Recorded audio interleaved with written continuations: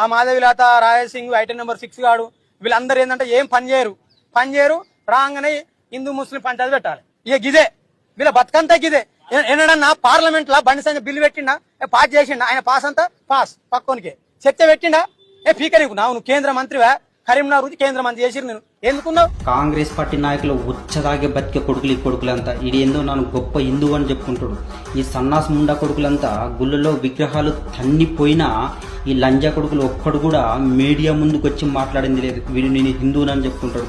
ఈ సన్నాస్ కళ్ళ తెలియని విషయం ఏంటంటే వెస్ట్ బెంగాల్లో తెలుగు వాళ్ళు ఉన్నారు, రాజస్థాన్లో తెలుగు వాళ్ళు ఉన్నారు, బెంగళూరులో తెలుగు వాళ్ళు ఉన్నారు, ఒక్కొక్క స్టేట్లో తెలుగు వాళ్ళు ఉన్నారు. మీలాగే అక్కడ కూడా గో బ్యాక్ తెలుగు వాళ్ళు అంటే వాళ్ళు ఎక్కడ పోవాలరా? అరే లంజా కొడక, ఇదేమన్నా ఇండియా పాకిస్తానారా? మాదర్ చోతి నా కొడక ఇదేందో అంటున్నాడు బండి సంజయ్ ఏం బీక్తున్నాడని. అరే లంజా కొడక, కాంగ్రెస్ పార్టీలో 8 మంది ఎంపీలు గెలిచారు కదా, వాళ్ళు ఏం బీక్తున్నారా? అరే లోఫర్ నా కొడక, కాంగ్రెస్ గవర్నమెంట్ తెలంగాణలో ఉంది కదా, ఏం పీకినారా లంజా కొడక? యూరియా ఇవ్వడానికి చేత కాదు ఈ లంజా కొడుకులు దాన్ని ప్రశ్నించరు, పనికి మాలిన ఉద్యమం పట్టుకున్నారు.